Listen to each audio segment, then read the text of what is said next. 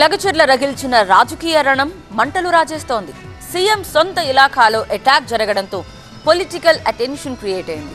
ప్రభుత్వంపై ప్రజాగ్రహానికి ఇది నిదర్శనమని బీఆర్ఎస్ అంటుంటే, ఇది ముమ్మాటికి ప్రభుత్వాన్ని అస్థిరపరిచే కుట్రే అంటోంది కాంగ్రెస్. ప్రభుత్వాన్ని అస్థిరపరిచే కుట్ర జరుగుతోందా? కాంగ్రెస్ బీఆర్ఎస్ మధ్య high voltage dialogue war. Lagacharla చుట్టూ రగులుతోన్న రాజకీయ రణం. అధికారంలోకి వచ్చినప్పటి నుంచి ప్రతి పనికి బీఆర్ఎస్ అడ్డుపడుతోందనే ఆగ్రహంతో ఉంది కాంగ్రెస్. ప్రభుత్వాన్ని కూలదోసేందుకు బీఆర్ఎస్ కుట్రలు పన్నుతోందని కొన్నాళ్లుగా ఆరోపిస్తోంది. ఈ ప్రభుత్వం కూలిపోవాలని బీఆర్ఎస్ కోరుకుంటోందని చాలా సందర్భాల్లో చెప్తూ వచ్చారు ప్రభుత్వ పెద్ద. వాసవికాంత్ గారు ఇంట్లోనే కూర్చొని సోప్ మేకింగ్ బిజినెస్ చేస్తూ 36 లక్షలు సంపాదిస్తున్నారు. మీరు కూడా ఆమె నుండి నేర్చుకోవాలా? అయితే ఇప్పుడే ఫ్రీడమ్ యాప్ని డౌన్లోడ్ చేసుకోండి. అందుకే లగచర్లలో కలెక్టర్ సహా ఉన్నతాధికారులపై దాడి ఘటన ఆ కోణంలో జరిగింది అంటున్నారు. అసలే సీఎం ఇలాకాలో జరిగిన దాడి కావడంతో తమ తడాకా చూపించేందుకు ఇరుపక్షాలు నువ్వా నేనా అంటూ తలపడుతున్నాయి.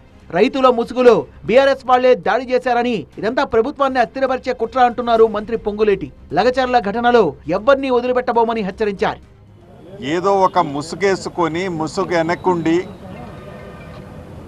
అధికారులను ఏదైతే సామాన్య ప్రజల కోసం మంచి చేయాలని తాపత్రయపడే ఈ ప్రభుత్వాన్ని గత ప్రభుత్వంలో ఉండి ఆ పింక్ కలర్ ముసుగేసుకొని ఆ ముసుగును అడ్డం పెట్టుకొని దౌర్జన్యానికి పాల్పడితే, రైతులు అనే దానికి ఒక టైటిల్ ఇచ్చి రైతులు అనే పేరు ముందు పెట్టి ఆ ముసుగెనక ఎవరైతే నడుపుతున్నారో వారిని తప్పకుండా మీడియా ముందు అతి కొద్ది గంటల్లోనే ప్రవేశపెట్టబోతున్నారు.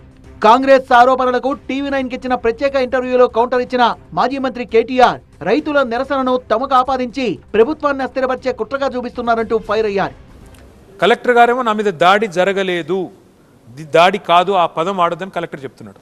ఎస్పీ గారేమో దాడి జరిగింది, దాడి వెనుక కుట్రుంది, ప్రభుత్వాన్ని అస్థిరపరిచే కుట్రుంది అని ఈయన 70mm సినిమా ఈయన చూపెడుతుంది. ప్రభుత్వం కూలాలంటే నాకు తెలిసి మరి బట్టి విక్రమార్క గారేమో రేవంత్ రెడ్డి గారి పదవి మీద ఆశ పెట్టుకున్నాడో ఏందో, ఇట్లనన్నా రేవంత్ రెడ్డి పదవిలోకి వెళ్ళి తప్పుకుంటే నేను అట్లా కూర్చోవచ్చు అనుకుంటున్నాను. నాకే మేరకు ప్రభుత్వం ఎట్లా కూలుతుంది? ఈ కాంగ్రెస్ డైలాగ్ కు బీఆర్ఎస్ కౌంటర్. అంటే ఇవి ఎప్పుడూ చూడని గొడవలు కాదు, ఎప్పుడూ చేయని విమర్శలు కాదు, కానీ ఎందుకో లగచర్ల గొడవ మాత్రం రాజకీయ రణాన్ని నెక్స్ట్ లెవెల్ కు తీసుకెళ్లింది. పైగా సీఎం సొంత నియోజకవర్గం కావడంతో మరింత కాకబుట్టిస్తోంది.